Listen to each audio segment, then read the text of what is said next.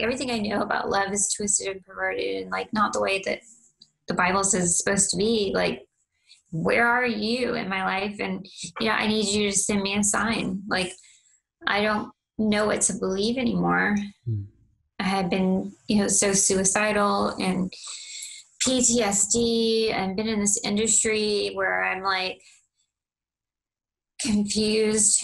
Like, where is my worth coming from?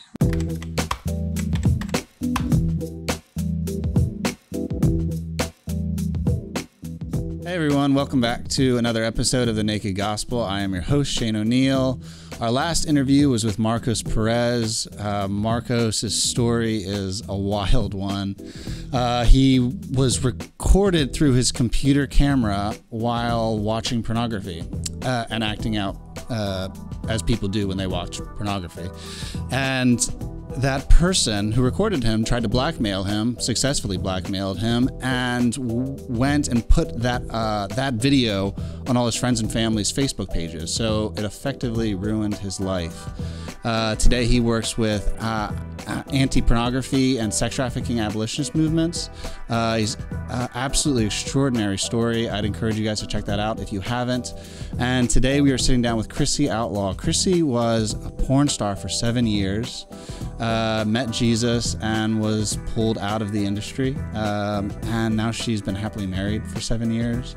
It's a remarkable story. I am super excited to sit down and talk with her about it, primarily because I think a lot of people conceive of pornography as like a personal issue, or they're afraid of it coming out because it'll mess up their family. But there are people behind the porn that we watch, and it's important to hear their stories and realize, well, that they're people. We dehumanize them by treating them as two-dimensional, as kind of just objects of lust, and then we discard them when we're done. But they have stories, and so I'm just looking forward to sitting down and listening to Crissy's, because it's the kind of story that renovates the soul and challenges the heart in good ways. It's the stuff where when you're listening, Jesus reforms your insides in ways that you need them to be reformed. At least I do. So I'm looking forward to it. I hope you are as well. If you enjoyed the episode, please consider sharing it with somebody you think would benefit from it. So let's sit down and talk with Crissy Outlaw. Crissy, thank you so much for being on with us today. I've been really looking forward to this interview and just hearing your story. So thank you so much for joining us. Yeah, thank you for having me. Yeah, we love looking at these topics because it's so very important, and I'm very encouraged to look at yours because behind every screen there's a human being, typically several. So it's just a real honor to be hearing your story and to be here with you today. Yeah. Awesome. Yeah. However you want to start it. I would love just to hear your story and sit down with you and listen through it. So I don't know if you start from when you're a kid or wherever you start from, but we are all ears. Okay. Well, I usually start my story because some things happened in my life that, explain kind of the path, why I went down the path I did. Mm. So basically when I was 4 years old is when I first remember anything. And my dad was very religious, and my mom, and we all would go to church, me, my dad, my brother, and my mom, until my dad got kicked out of the church because he was being disruptive and calling the pastor out and stuff like that. Mm-hmm. He was very, very, very religious. And when I was that young, he would talk to me about, like, if anybody ever touches you, like, sexually. He didn't use the word sexually. He just said, if anybody ever touches you, I'm going to kill them. So, but what happened is that somebody did touch me. I was across the street playing at a neighbor's house, and the father of the children that we were playing with touched me. And, he was carrying me around the pool. He was touching me there. And then he took me inside and kept doing that. And I kind of just froze because I was scared. I didn't know why this person was doing this. I knew it was bad. and I knew I couldn't tell my dad because he would kill him. Yeah. So, I'm only 4 years old. It doesn't really make sense to me, but that continued throughout my entire childhood and up into my teen years, a little bit into there too. But, with different people, not just with him. That was the first time I ever remember. So I didn't tell anybody. And, my parents had a very relationship that was very rocky, and they just couldn't, I don't know. My dad was just so erratic, and he started drinking alcohol. Well, I'm sure he drank alcohol before this, but I didn't know it until, I was around maybe 11 or 12 years old. And then that's the first time I saw him drink beer, and he was drinking beer with his friend. And then it became like an everyday thing. And then it became a thing where when he drank, he would get violent, and he would act erratic. He would, he flipped over our dinner table one time. He punched his hand through his hand through glass. Like, he did crazy things that were out of control, and it was scary. And our mom kind of sheltered us from it. She would tell us to go in our room. We would never, ever talk about it. My mom never would let us know anything about what happened or anything. It was just like, go to your room or go get in the car, one way or the other. So when I was around 11, I was around 12, I think it was, maybe I was 11. It's hard to remember exact ages now. Yeah. But I was a preteen. I know that. And it ended up, my dad told my brother and I, he gave us each a trash bag and said, put whatever you want to bring in it, and throw it in the back of the truck. So we did that. And he moved us. And then when we actually moved into a house, we could talk to her. And so she started driving out to be with us. My dad wanted to make it work, but he couldn't, because he was so he was so into drinking, and it just made probably his natural inclinations, I don't know if that's the word, but like his natural ability, it would make it worse. Yeah. So if he's already got, these symptoms of whatever, I don't know what it is. I think it's mental illness because I have mental illness. So I can see the same traits in my dad. He doesn't believe in psychology. And we actually don't have a relationship anymore. So there's no discussion about that. But so we moved. My mom, I think she wanted to come back. I know she missed me and my brother, but my dad just couldn't stop drinking and stop acting, crazy. So we stayed with my dad for, I don't remember how long. I know I was in middle school, like, 6th grade or something. And, when I lived with my dad, I was molested a lot as a child in that, when I lived with him, not by him, but by other people or other children or, whatever. I mean, we had, there was a time when stuff like that would happen, with other kids, before my parents split up. There was one kid in particular that would try to do stuff to me, and I'd have to kick him and get him away from me. Like my brother, if he saw it, he would beat him up. But even when I was like much younger, elementary school, I remember, what grade was I in? 1st grade, 2nd grade. I had a boyfriend, which I don't know. Boyfriend in 2nd grade. I don't know what that's supposed to look like. Yeah. It was just like you hold hands sometimes. But even as young as that, the boy would push me on the ground, and he would try to, he would do stuff to me. So it happened throughout my childhood, different children, different people. But especially the time when I lived with my dad. And my dad stopped going to church, but he would take my brother and I and drop us off. A lot of times the other kids in the neighborhood would come over and play with us. If my dad was in a bad mood, he'd send everybody home. But for the most part, they would all come over to our yard and play with us. And so they would go to church with us sometimes. So this is back a long time ago when people were allowed to have their kids ride in the back of the truck. So we filled it up. All the kids got in the back, dropped us off at church. This one time in particular, I don't know why this memory is coming, but it was a horrible memory. My dad dropped us off at church, and when he came to pick us up, he was drunk. And so he started with this, he would talk about different topics when he was drunk. And this time it was about virginity, and always talking about virginity for me being a virgin. And I don't know what happened, but something happened, and he started getting really violent, and he was usually not violent towards me.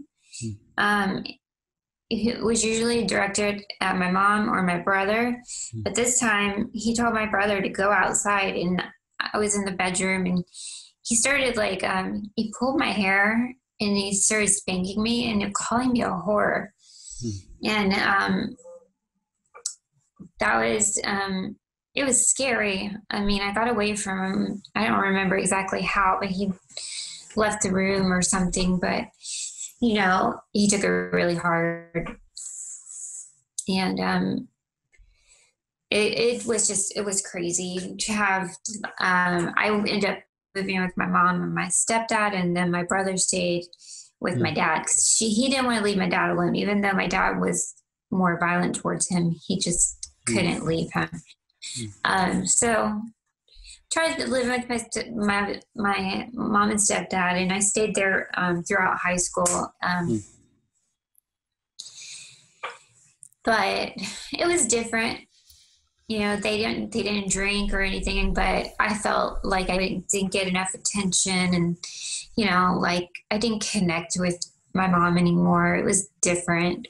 She was very into making her marriage work and make her job work and doing, all these things. And, she just didn't have anything, really to give to me. So as a teenager, 17 years old, I started having boyfriends here and there, short, 3-month relationships in the 8th grade, Yeah. Silly stuff like that. I went to a small school, and all of the kids usually get married after high school. So I thought that that's what life is about. You get married and you have babies, and that's what I wanted. That's all I wanted. So I ended up 17 years old, summer school, because I didn't pay attention in class. So I ended up in summer school, and I got pregnant with from my boyfriend. And I thought he had told me that we would get married and have the baby and all this stuff before I got pregnant. But when I actually did, he changed his mind and said we can't have the baby because he has to finish college. So I was taken to get an abortion twice. The first time I saw the sonogram, they put that jelly stuff on your stomach, and they do you want to see the heartbeat?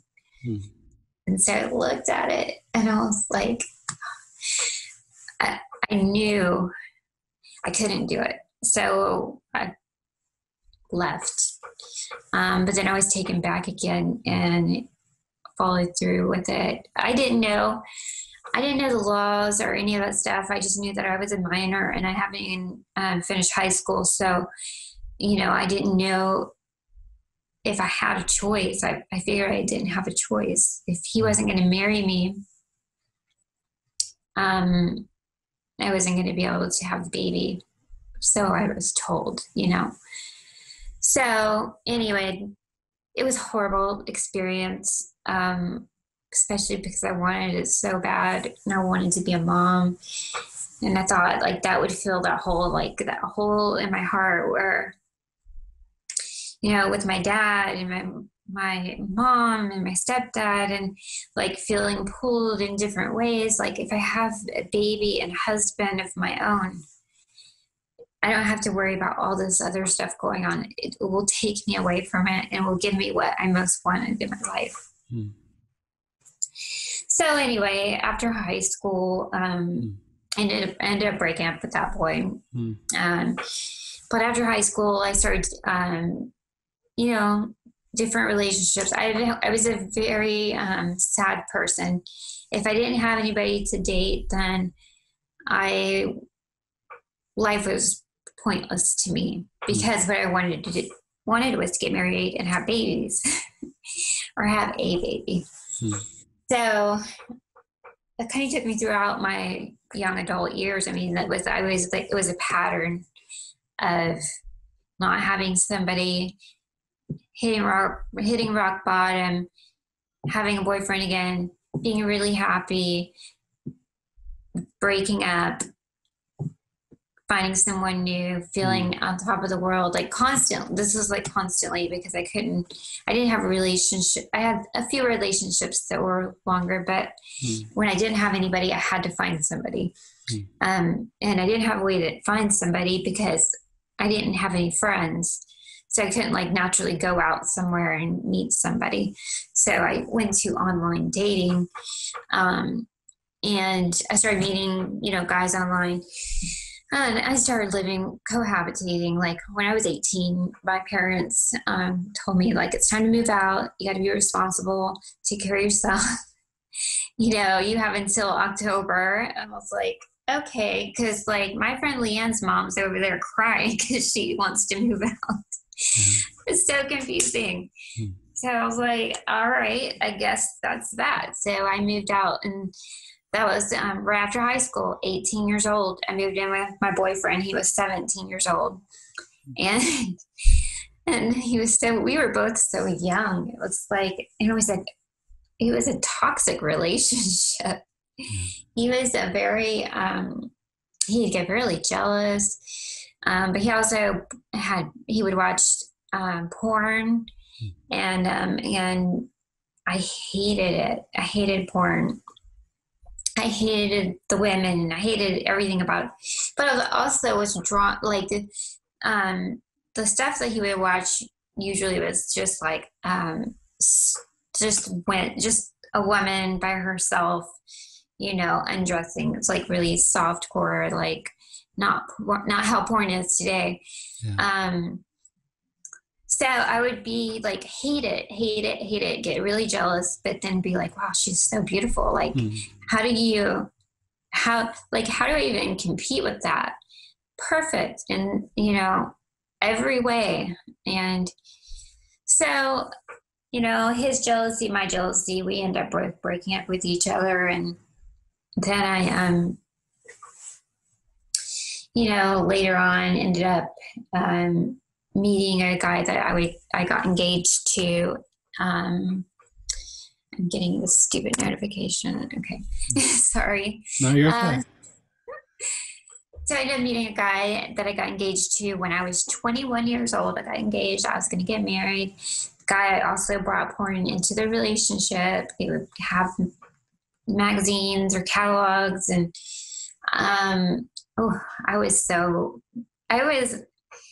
okay, I didn't know it back then, but I had bipolar disorder. It wasn't as bad as it got later on in life. It got worse, but I still had that, you know, fight or flight and extreme like mania and anger and depression. And I was all over the place. Whenever something like this would happen, it would destroy me. And I would hated it. I can't even explain. I hated it so much. I was so jealous. But I was also kind of drawn to it. Like, I was like, well, I can see why he would want to look at her, but I don't want him to, you know? So that relationship came and went. At the end of the relationship, I decided to get cosmetic surgery, and I didn't tell him about it until after I did it. And then it wasn't long after that that we actually broke up. And I remember I told him, one day I'm going to be like those girls in the magazine, you know, and I didn't think so. Gosh, I never thought that would happen, really. I was not the pretty girl. You know, way like nothing like those girls. So anyway, gotten in and out of different relationships, online dating led me to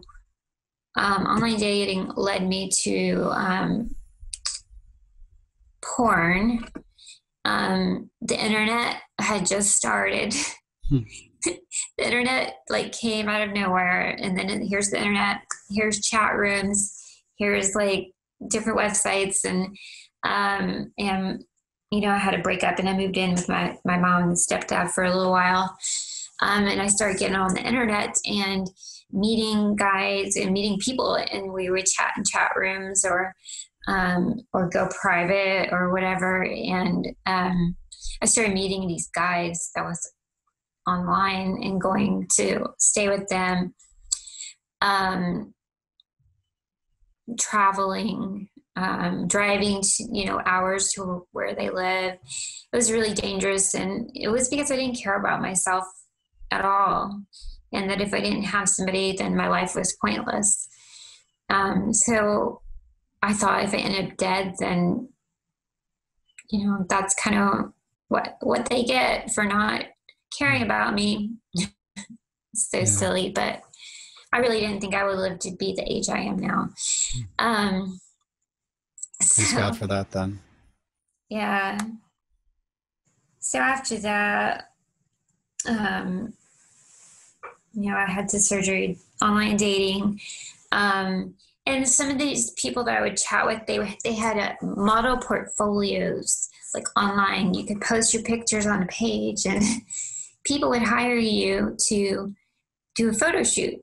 So I had a pretty regular job. I had been working 5 years in an office, in, you know, at the same place, but I would get promoted to do different things. So I was like really focused on work and stuff like that. But what happened is I ended up putting my pictures up on the website just to see what would happen, because the people who were posting, they didn't even look like models. The guys or the girls that I was chatting with, they just looked like regular people. And I was a regular person, so I was like, let's see what happens. So I did it, and I started getting emails immediately to do porn, or do topless, or do all the things I didn't want to do. And the only thing I thought I could do, like bathing suit stuff. But, you know, nobody wanted me to do bathing suit stuff. So that didn't happen. I was at my steady job, and I had a bad breakup, and I hit a rock bottom. And I was kind of staying with this boyfriend all the time. And I remember this time I woke up and I was at his house, and he's telling me to get up, and I didn't want to leave. I was so pathetic, but I didn't want to leave his bedroom, and I couldn't get out of the bed. I was severely like traumatized by the breakup, and it was like, it's accumulation of breakups. It's like, you know, one after the other after the other. And I had just like had it, and I didn't want to leave. I was afraid to leave. I wanted to make him stay with me. I was just like broken. Anyway, I stayed there that whole day. And he went to work, and then I don't remember what happened after that. Eventually, you know, I allowed him to break up with me. It's so dumb. But I had like this really sad, lonely desperation that I couldn't figure out. Like, I knew only one thing could make me feel better, and that was to have a husband and have a baby. So anyway, I'll say, went through so many relationships. I eventually did a porn photo shoot. For a long time I said no. And then this photographer, he shot girls who were in like the best magazines, and he was showing me his pictures, and he had an online portfolio. And then it was like the most beautiful girls and big mansions with marble floors and winding staircases, and just like something I've never seen in my life. And he had gotten these girls into the magazine. So I was like, well, eventually I gave in, and that's who I decided to shoot with.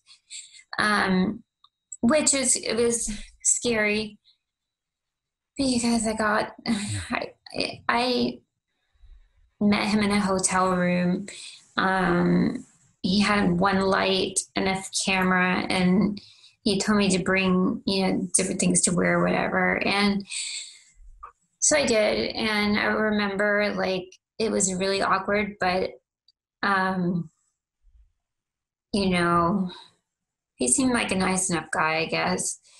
But what happened, my first shoot, I was standing on the other side of the bed, standing there. He was, standing across from me on the other side of the bed with his light, and I'm like up against the wall. And he said, like he took a few shots of me with my clothes on. And then I remember like when he said, okay, I need you to like undo this or undo, and like when that happened, and I think this is because I had a child faith, like when I was 12 years old. So I believed in Jesus, and, I had a child's faith. I didn't know what it was really. So when he told me to start taking things off is when my heart started racing, and I'm like thinking, what am I doing? This is not good. This is bad. This is really bad. This is like the worst thing I could possibly do. And then I thought, well, nobody really cares about me anyway. So, who cares? Who cares? Like I'm already doing crazy stuff, traveling, meeting guys in different states and stuff like that. This is just an extension of that. So, so when I started removing things, that's, when I actually reverted back to my childhood when I was sexually, abused, and I would, what's the word? Dissociate. So I learned that growing up. It's like you're not inside of your body. And when I was doing these shoots, I would not be inside my body. I would be like up down, like looking down at myself, basically, seeing it from the outside, because I couldn't be inside of my body. My conscious could not be there, or I wouldn't be able to do it. So, in the beginning, it feels like a glamorous photo shoot. And then, when it got to that point, it didn't feel like that anymore. It felt dirty. But I did the shoot. I shot both days. The first day, he respected my boundaries. The second day, he pushed me to do a little bit more. And then next thing, I'm being stupid, but I used some of the pictures that I liked that he took that weren't nude, and I put those, replaced my old photos and put those up. And then it just started from there. My depression, and emptiness led me to do more photo shoots, and I ended up meeting a manager, and my manager was one of the best ones. He could book me for lots of work. And he was one of the ones that would allow the girls to decide, what your boundaries are. So I had certain things I would do and certain things I wouldn't do. But as time went on, I was in the industry for 7 years, so it changed. But I will say this, like most of the stuff I did is like normal stuff that married people would do. Today is way different, way different. And I guess we can talk about it later, but it was, yeah. So I don't know. My first shoot was in this giant mansion. It had a hot tub, and it had the marble floors and winding staircases and like all these things. I had a hair person. I had somebody doing my makeup. They had clothes for me. They had shoes that fit my feet. Like they had everything. And like, wow. I mean, I never lived in a place like that. Yeah. I never had people doing those things for me. So I'm like, kind of drawn into the glamorous part of it. I'm like, wow, they're going to pay me too on top of all of this. They're going to give me a lot of money. So I was like, well, you know what? They value me. So, that became what I don't know. It wasn't what I was the kind of love I was looking for, but it was a form of me thinking it's love, getting to know other people. And anyway, during the course of my 7 years, I ended up meeting a guy who kind of took over my business, became kind of like a manager, or what they call in the industry, they call them suitcase pimps, because they take over everything. They're like pimping you out. Pretending to be your boyfriend, but yet all the money is going in their account, all my money. Because I loved him, so I thought he's gonna handle all the bills, and I just don't have to worry about that. But really, it was a dumb decisions, and that's the whole thing too about my story, is that I made a lot of dumb decisions, and the reason I share what led up to that is because a lot of people say, like, how did you ever get into this? And because they say either I don't seem like the kind of person who would do this, or, or they're just curious, like why anybody would. So, I share, yes, I was victimized as a child, but as I got older, I kind of knew what I was getting into.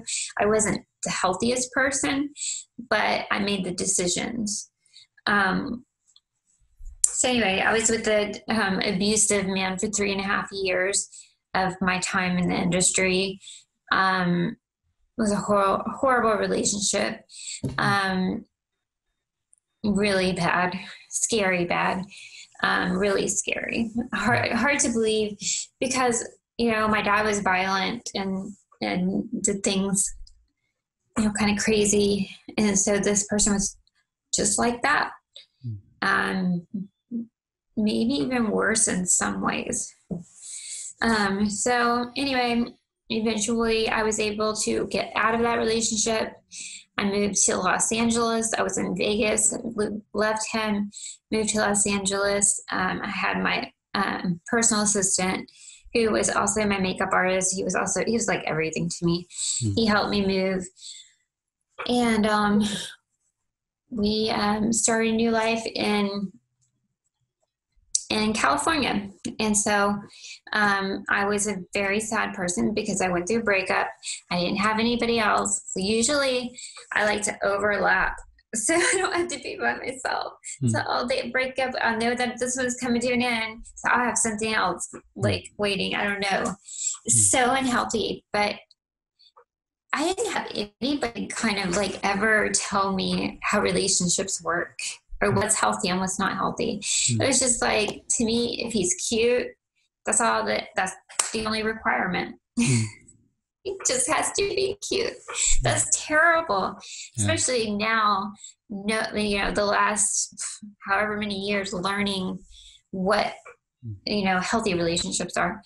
But back then it was toxic. I was toxic. He was toxic. And I just knew he was going to kill me one day. So anyway, I moved in with moved to California with my friend, my assistant. I was very, what's the word? I wanted to kill myself, basically. Suicidal.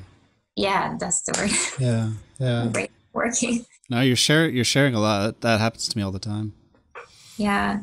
So I was suicidal. I would take a bunch of pills. I was online dating. Guys were coming to my apartment all the time. That's why I was kind of afraid to leave and go somewhere else. Yeah, afraid to be alone. Yeah, I didn't want to be by myself, but I had social anxiety and I didn't want to waste time. Like, I figured if they came to my apartment, I could see if I like them. If I don't like them, they can leave. It was so silly. I was so judgmental too. Like, I was very picky. They had to be a certain kind of cute. Like, they had to be like certain height, a certain, like, is really bad. Because that's all I required, is they have to be handsome.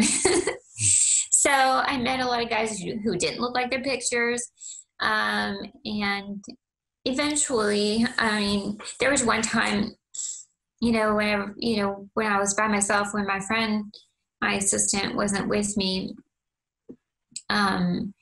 he would go spend the night somewhere or not come home, and I would be by myself. And that's whenever, like, Satan would really get in my ear, make me feel insecure, like I don't have anybody at all, and I have all this Xanax. And so would take that. And one time I took a lot of it. I don't remember how much, and I really don't remember the story, but my roommate told me, my assistant roommate said that one day he came home and that he thought I was dead.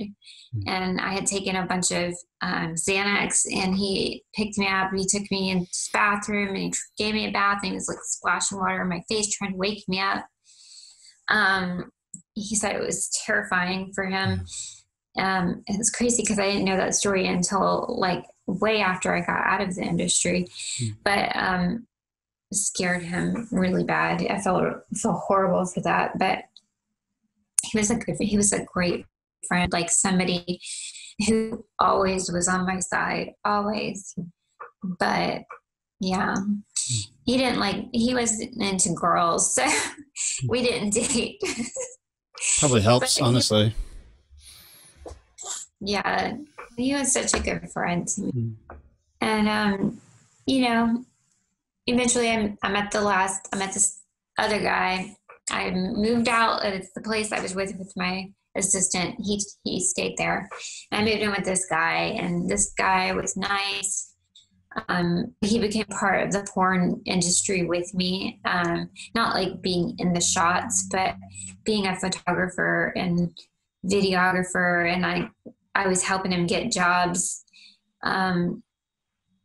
Because sometimes he didn't have money, for his payment for his house. So I kind of connected him, even though I didn't want to be in that business.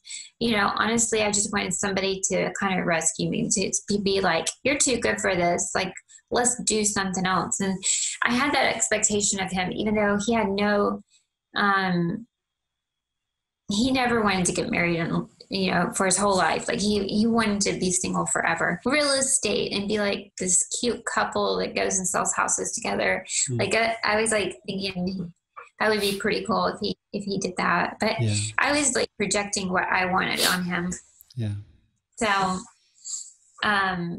anyway, we were together 24/7 every single day. And we would go to work out, and then we would go eat breakfast. And then, we would go hike, and then we would go eat breakfast, and then we would go to the gym, and then we would go eat lunch, then whatever, every day, all day. It was, if he was with me, I felt safe. I'm like, he's not going to cheat on me. He's right there with me every single day.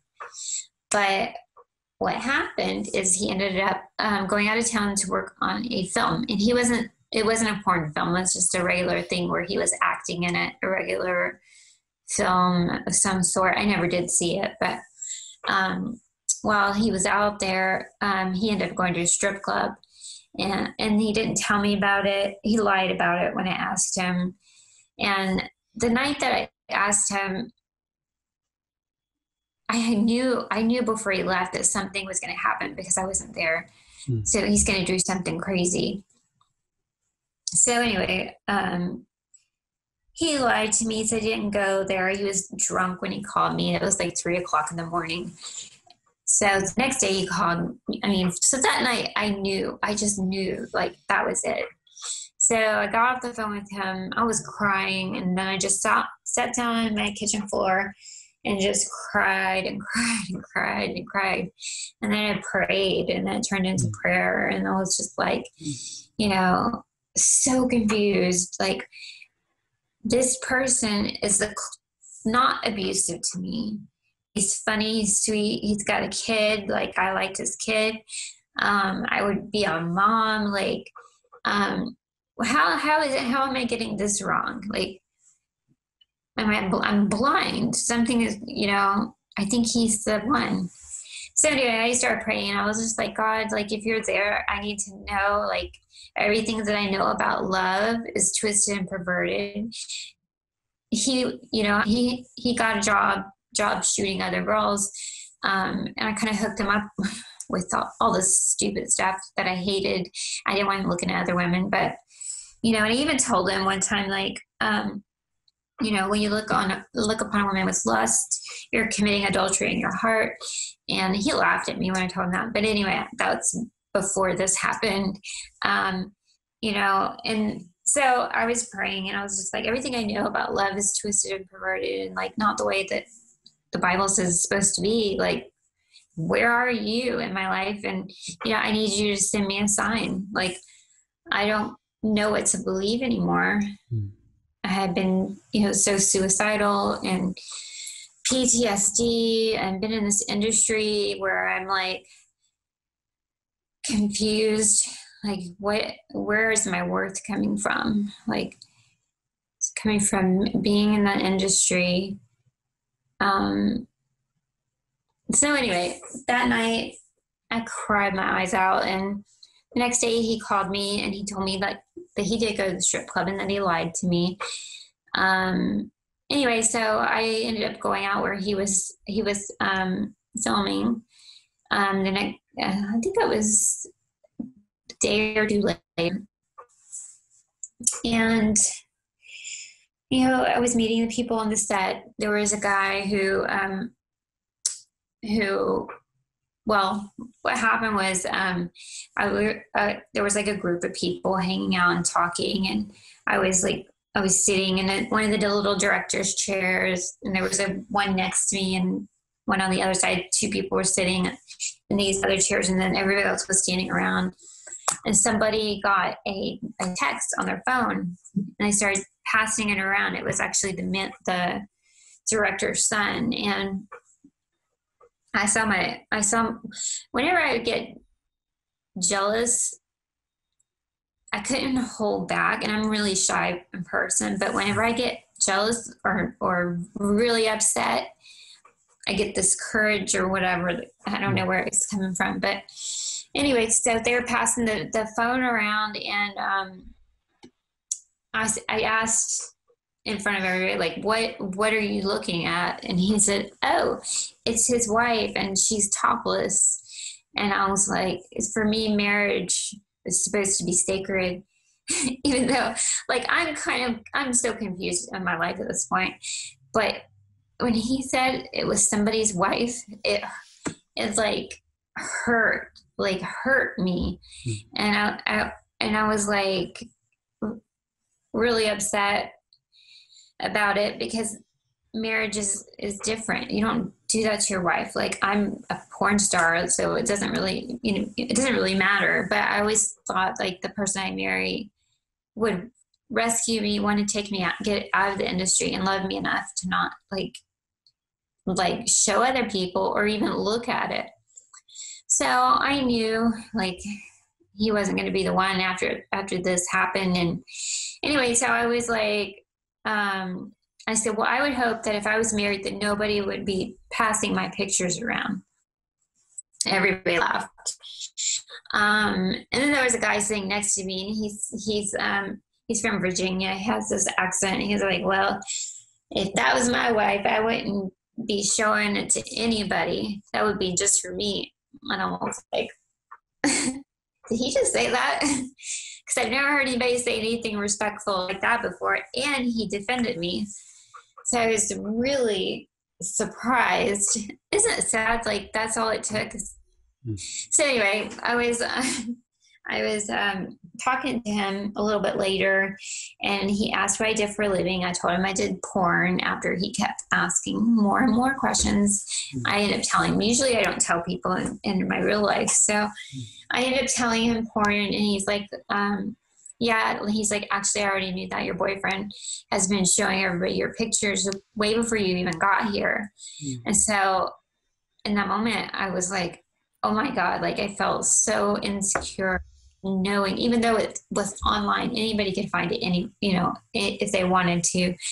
It was the fact that he, the person I thought loved and respected me, was showing it to all these random people. And I was like, I felt exposed, like really exposed. So anyway, this guy, I'm talking to him, he says, well, let me ask you something. Do you believe in God?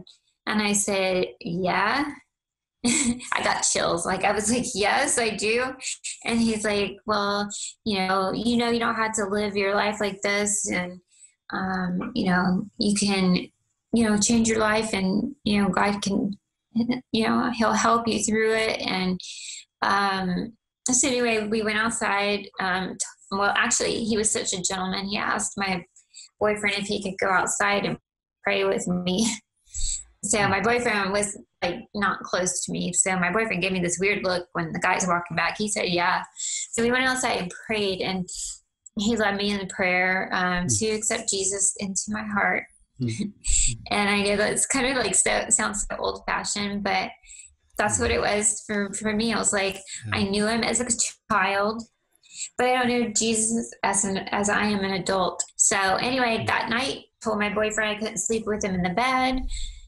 He thought it was hilarious. Like, what are you talking about? Like, well, I decided to, change my life. Like, I'm not going to do porn anymore. And he was like laughing, like, how are you going to pay your bills? I said, I don't know. I don't have a plan. He was like, well, don't you think you should think about that? I said, no, because Jesus sent me this sign and I can't ignore it. So anyway, quit. Always done. Didn't do another shoot. Didn't do anything else on my website. Never accepted any more money from a website. I told them to keep the money. So in 2006, I left the industry. Wow. Sorry, I knew that was a lot. No, every bit of it was amazing. So you and the boyfriend, presumably you broke up. Yeah. And you're with somebody now that you've been with for 7 years. So share a little bit about, if you're comfortable with it, kind of like that redemptive story. Because you're like, we hear a story about this hole inside of you and you try and fill it with relationships, which whether you're a porn star or not, like almost anyone and everyone does that. And so now we're here and Jesus, and then you cut this thing out of your life and you tell this guy you're not going to sleep in the same bed as him.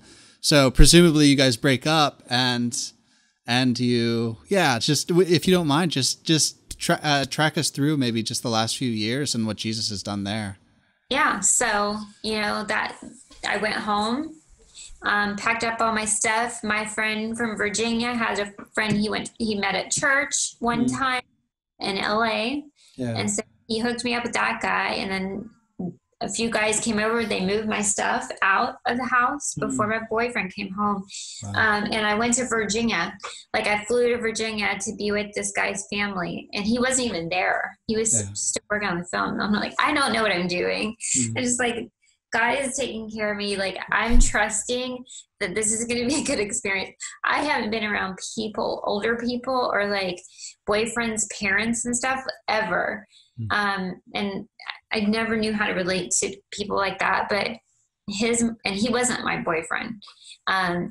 I thought he was supposed to be my husband for a little while, and then I realized, nope, he's not for me. But he was a really good guy, and he's actually a real actor. He's been in some things, but anyway, so I went to his family.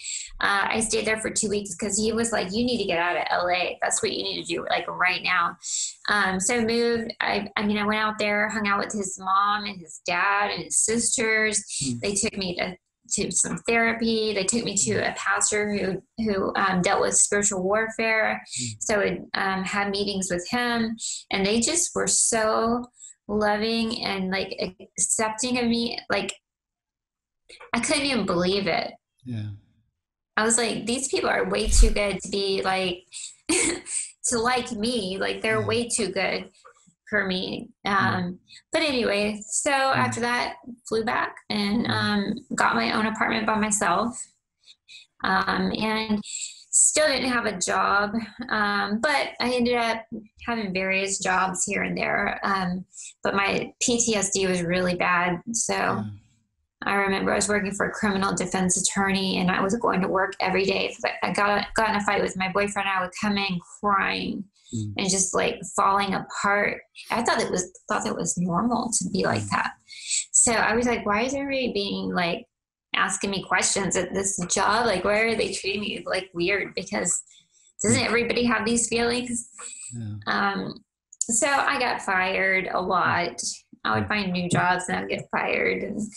But in between, I always had rent. I always had everything I needed. Somebody donated a car to me. I was on MySpace, and I was blogging and telling people what was going on in my life, because it was important for me to tell my fans, because I wanted them to know. I wanted them to know about Jesus and why I left. And so that's what I did. I blogged, and just a lot of people came, and helped me. It was the porn fans. It was the Christian people that I had met. And then, it was just all kinds of people who wanted to help me. And some people had weird ideas of what I should do to make money. But I worked when I could, and it was hard. So from 2006 till 2013, I was still 2012 or 2011. So 2011, I dated different guys, Christian guys. Didn't live with them, but kind of did. Just kept my stuff over at their house and stayed at their house. And I wanted to do the right thing. I wanted just to give up that like control and let God take control of it and lead me to the right person. But I'm still really afraid to be alone. I'm really afraid. And so I was just like on my own journey, just trying to figure things out. I had my own place. But I had several breakups during that time. And the Christian guys were nicer and funnier than the other guys I dated before. They weren't as mean, but which was confusing to me because they were so nice. So I would think that they really liked me. But I think that a lot of these guys wanted to date me because of my past, because it would be something they could brag about maybe, or I don't know. I really don't know. It was confusing because I met so many guys that I thought really liked me, and it didn't end up working out. But maybe it's because I wasn't where I was supposed to be in order to date. So actually I was toxic, even dating as a Christian. But in 2010 or 2009 or 10, in that area, I went through a breakup. I dated a guy for like a year, and he broke up with me. And before we broke up, something happened in my mind, in my brain, where I was literally thought I was like going crazy. Like I was losing my mind, paranoid about him, looking at the women online. But that carried out throughout my whole life until now. But, so I was noticing that he was doing stuff, but there was stuff I couldn't prove. So I thought he was trying to like cheat on me, and I got something happened, and I went to another level. I know I had PTSD already, but something shifted, and we broke up, and I ended up trying to kill myself again. I had to go to like where they, what do you call it, Baker Act you or whatever, because I tried to, but something was wrong, and I was manic. I could not sleep for days, and I couldn't turn my brain off, and all I did was write a bunch of crazy stuff. But that's when I was diagnosed with bipolar disorder. And mine was really bad. It was like the worst case of it that you can get. It was really bad. I could no longer work a job. I was going to therapy. I was doing a lot. So from 2006 to 2009 or 10, I was, I went to church twice a week. I would listen to podcasts on the way to work and on the way home. And everything I did was, go to church 3 times sometimes, because I would go to a different church on another night. Like I really tried to learn as much about Jesus as I could. Like, so, but by this point, my brain just something shifted. And so I found out I was going to therapy, like when this first started, 3 times a week. So I would go to see my therapist 3 times a week, and I would just like blah, blah, blah, blah, just talk.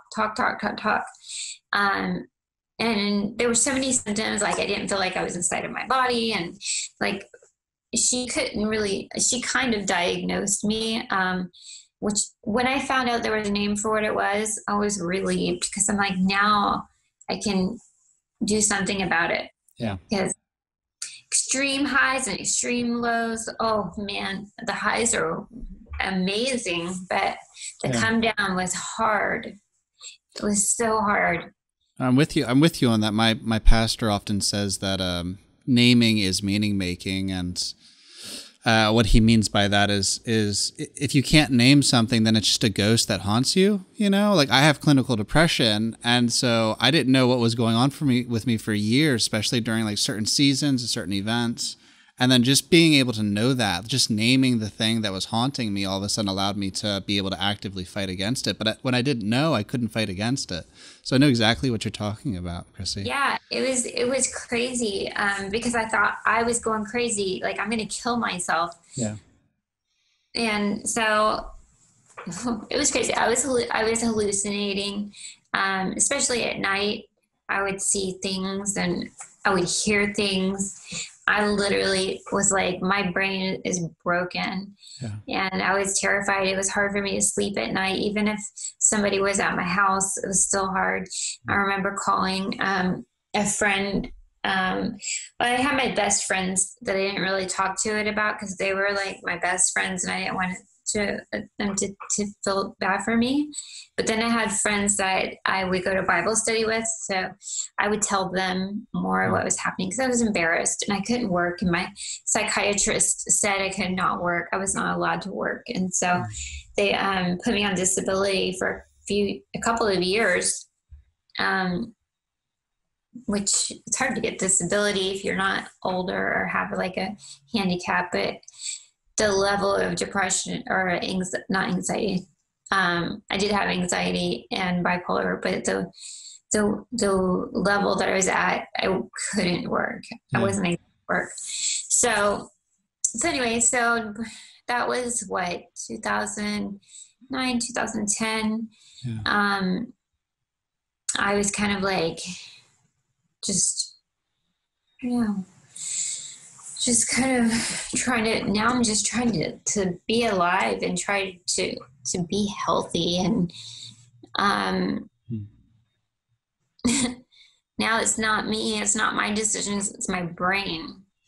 So that began the process of medication. And I hated taking the medication at first, and it took a long time for it to get dialed in, but it did. So if anybody is afraid of meds, just know it's a process and it takes time, but it will work eventually.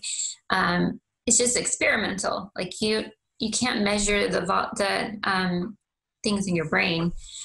So it's a guessing game. And so anyway, around 2010, I was like done. I didn't want to date anybody else because that breakup was really hard.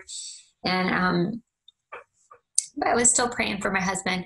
I met a friend, a girlfriend. Her name was Isabella, and she was beautiful, like model, tall, beautiful, gorgeous girl. Met her at church. She told me she was on a fast from dating.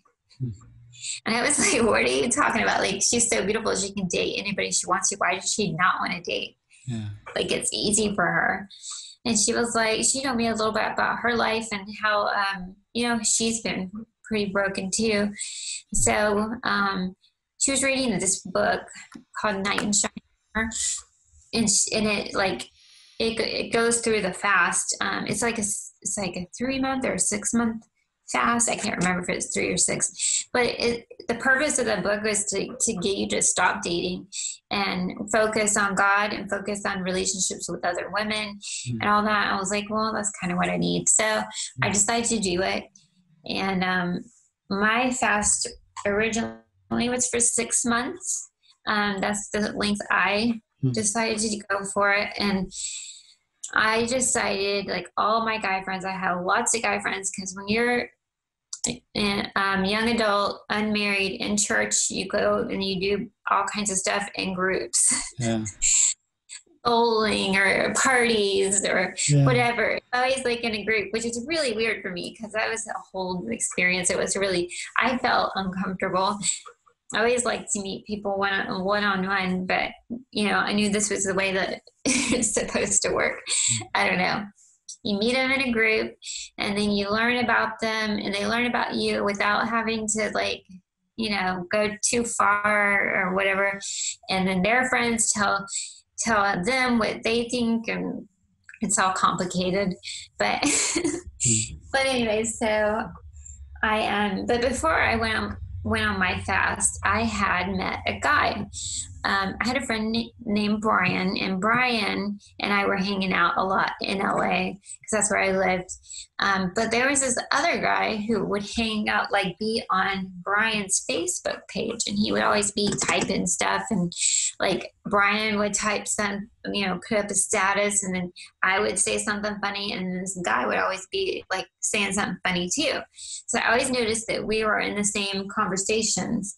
And he sent me a long email, way too long for somebody who has mania. Because when you send a long email, I knew it's going to take me a long time to answer this. So usually I would ignore it, but I was kind of interested to get to know this person. But it was too much. So I ignored it to the point where he unfriended me. And then one day I went to answer that email, and I realized we weren't friends. And I was like, well, why did you unfriend me? He's like, well, because I felt like a creep and I just wanted to disappear and act like it never happened. I was like, no, I really wanted to talk to you. He was different. His email, I don't know. I would get lots of emails from all kinds of Christian guys, but I guess because he was friends with my friend Brian, that gave him a little credibility. So anyway, we started, I think we talked on the phone the very next day. He talked to me about Jesus. I mean, that's what we focused on mostly, about where I was. And I told him all about my bipolar disorder. And I would talk to him, and I'm not even kidding, 4 hours a day after he would get off work. we started doing like a Bible study together, and he sent me a Bible, and he would type out all these questions, and we would, after he got off work, we would go over the answers, and it was hard for me to focus because of my mania, and it was really hard. It was a hard Bible study. I didn't understand it, but so we did that, and then then I decided to go on my fast. So I was like, okay, so for me, I had too many men in my life. I had guys I would go have frozen yogurt with, or they would come over and watch a movie, like guys I'm not even interested in, that might be interested in me, but I'm keeping them away. Or so I told, for my fast, this isn't in the book, but I eliminated every single guy. And I said, don't call me, don't text me. I'm going on a fast. If I see you in a group, you can talk to me, but I'm not going to be hanging out anymore. And so every single guy, I told that. But I prayed about this other guy that I'm doing Bible study with. And God said, he's safe. He's okay. He's in Houston, and he's leading you closer to me. So I told this guy, like, okay, I'm on this fast. This is all the things that I'm doing, focusing on relationships with women, friends, being friends with people, and my relationship with God. And he told me that you could be in my life, but we can't date, or you can't tell me that I'm pretty or anything like that. Or you can't flirt with me. So he was like, fine. So he later became my husband, but the way that we met was so different. He was very very gentle with me, very like wanting to understand me, just different. He cared about me in a different way, I thought he wanted to date me, but he didn't. But the whole 6 months, I was like, we're going to end up together after this. We talked every day. But he was like, he told me, like, I'm undateable. No. So anyway, I was undateable, but we were friends for 6 months. After the 6 months were up, we met in person. He came to LA for a birthday party for himself that he made up, and he did have some friends hang out and stuff. But before his birthday party, we had hung out a couple of days, which is really weird when you talk to somebody for 6 months or so, and you've already talked everything. You've already talked about everything. Yeah. But he was very respectful, and I thought he was gonna ask me to be his girlfriend. Like, I already had these romance things that were happening inside of me, and I had already, after our first phone conversation, I started writing a journal to him, a diary to him as my husband. Like, husband, you and I talked about this today. It made me feel like this, but that made me feel whatever. Yeah. So I did that until anyway, so he came to town. I liked him. I like with my guy friends, I would always kind of touch people. Like, I'm a touch person. So I I don't know, not like it's a sexual way, but like a love language sort of way. Yeah. It's my love language. Yeah. So like we were hanging out like at this the Getty Museum in Sherman Oaks, or it's in Los Angeles, and we're walking around outside, and I like tried to like link my arm in his, so we walked, and he got mad at me. He's like, we're not there yet. But I was like, did he just say yet? Because he has not let on that he is into me at all, because I asked him not to. So I was confused. He rejected me, and he kept rejecting me. Anytime I tried to like be too close, he would have this wall up. And he was very good at keeping that boundary. So after the 6 months go back home, I get an email for a booking that had already booked this speaking event and it ended up being in Houston. I forgot about it. I got the email. It's like, it's in Houston on Valentine's Day.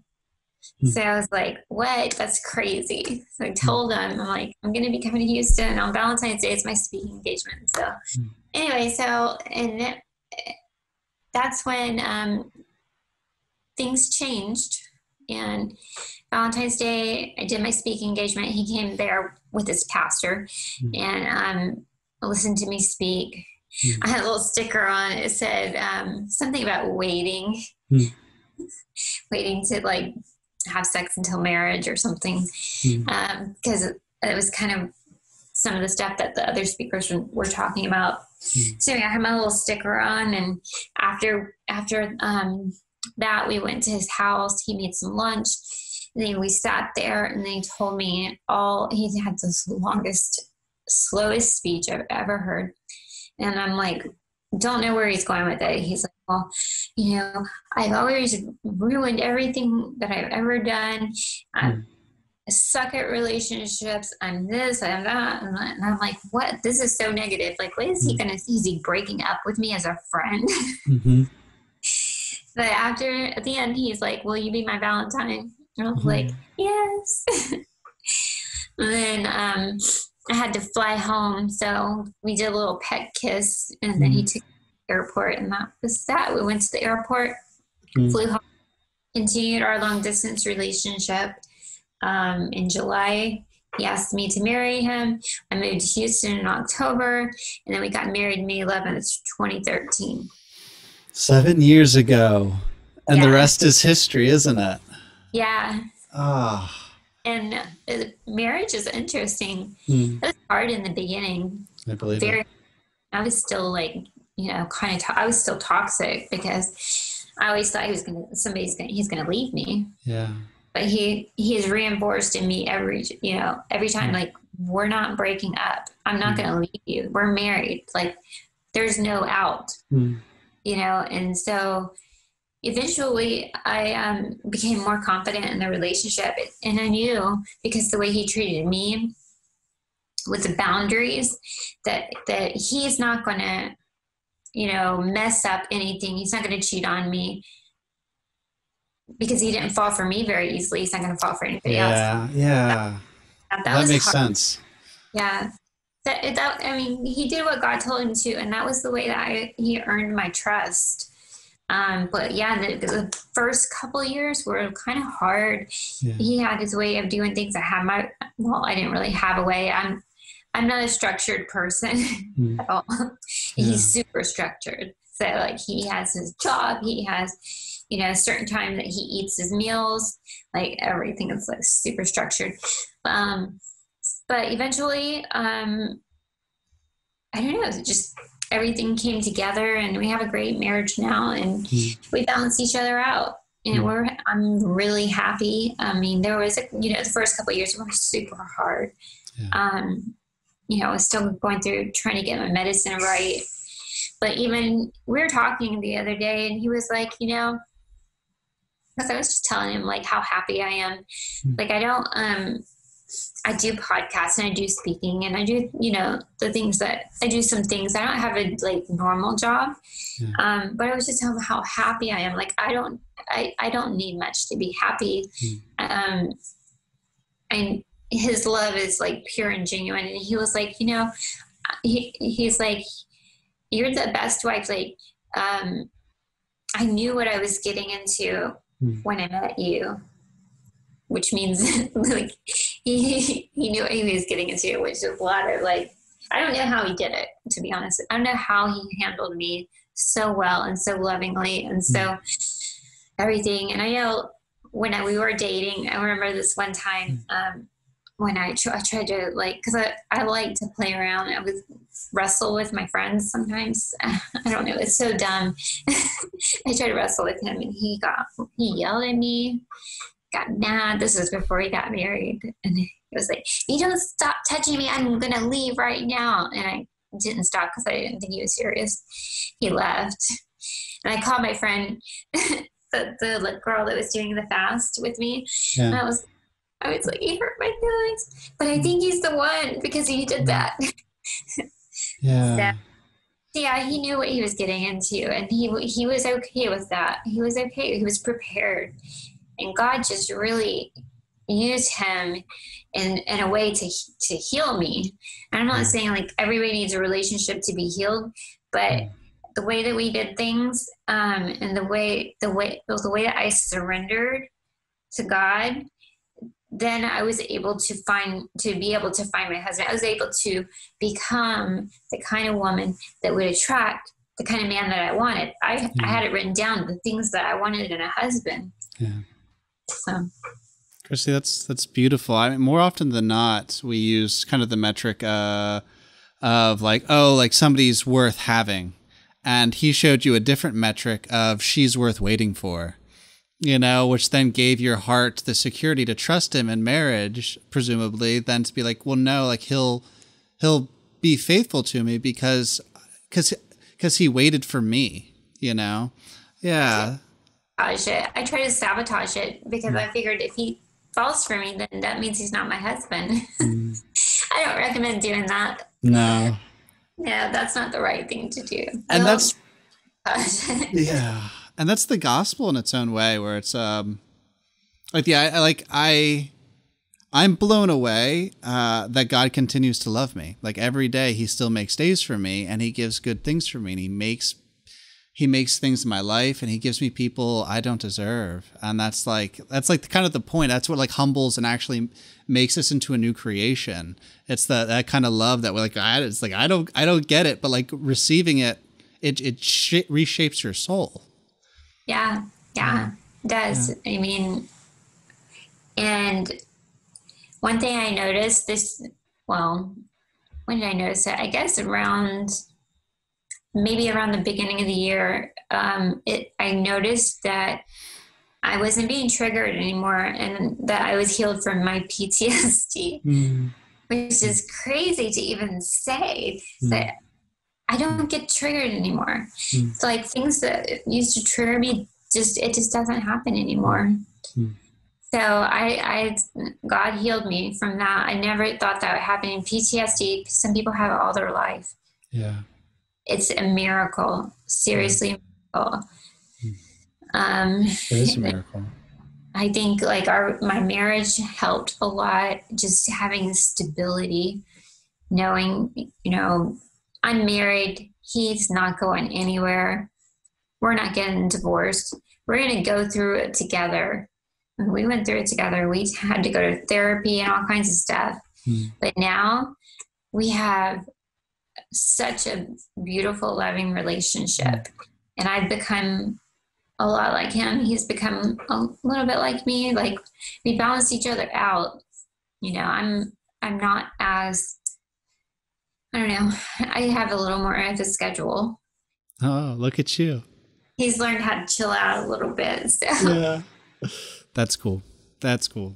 Crissy, we have crushed time. We've just killed it. We've been hanging for so long. And this like sun, like the last third was like starting to like beam my face. I was like, I am going to get sunburned, but this is awesome. And it's great to be with you. So thank you so much for giving your time in our direction. I meant to spend a portion of the time just asking you to help us see kind of your observations of the industry itself, but we got to get a lot of that just from your story, and hopefully sometime maybe in the future, if you're willing, bring you back on just to get some of those observations, because I think that would be, well, it'd be really beneficial to me, and I know a lot of our audience members have reached out for that kind of perspective. So if you're willing, sometime in the future, we'd love to have you do that. Yeah, we can do a part 2. That'd be awesome. I just feel so honored. Oh, say that again. Sorry. I'll talk less next time, and you can ask me more questions. It was awesome. No, every bit of that was awesome. And we do. I mean, I especially as the interviewer feel very honored that you would share your story with us. And like, it was cool because it was easy to tell that what you were saying at different points cost you an emotional weight, but you were still willing to share them with us. So thank you for doing that. Yeah, you're welcome. Yeah. I mean, I'm supposed to do. Amen. We receive it. So two things. One, for those who are listening and want to like track with you, how can they do that? Do you have your own podcast, or if they just check out other stuff through other podcasts you've been on? How can they track with your stuff? That's the first one. And then the second one is how can people be praying for you? Yeah, so I do have a website, CrissyOutlaw.com, Crissy Outlaw, which is my cool last name now. Super sweet last name. I know. It was kind of crazy because when I was a little girl, I prayed that I would marry somebody that had a cool last name. And it actually happened. That's a cool prayer request. Yeah, you can't get a cooler name than Outlaw. You can't. Yeah. So, CrissyOutlaw.com, Crissy with no H, is my website. If you're in the industry and you are, want to get out or whatever, there's a form you can fill out on my website and I'll get back to you. Or if you want to book me, you can book me from my website. There's a form there for that too. And then there's other things other speaking things that I've done that are linked on my website if you want to watch more videos. A lot of them, I do share the same story. So you might see the same thing, but sometimes it's a little bit different. And I look forward to doing our next one where we can talk about other aspects of like the industry and stuff like that. Yes. And then, how can people pray for me is, right now I'm trying to figure out what I'm supposed to be doing with my life. I want to get back into speaking, but I also want to work. I want to do something. I don't know what. I want to do something to do with ministry. But I'm the kind of type of person that I know when it's a good fit right away. So I don't know. I did meet somebody recently who has a ministry, and we're trying to explore how I can, kind of be a part of it. It's brand new. But also another thing, I'll just throw this one out there too, is I have it in my heart to do some kind of a documentary mostly. And so maybe pray about that. I don't even know what to pray about regarding that. But, I want to do something. Maybe even a podcast. I don't know. No, that's really helpful. It's content, which means it's kind of just material that people can pray into, however they feel led or however they want. So that's really helpful. Crissy, thank you again just for being on with us.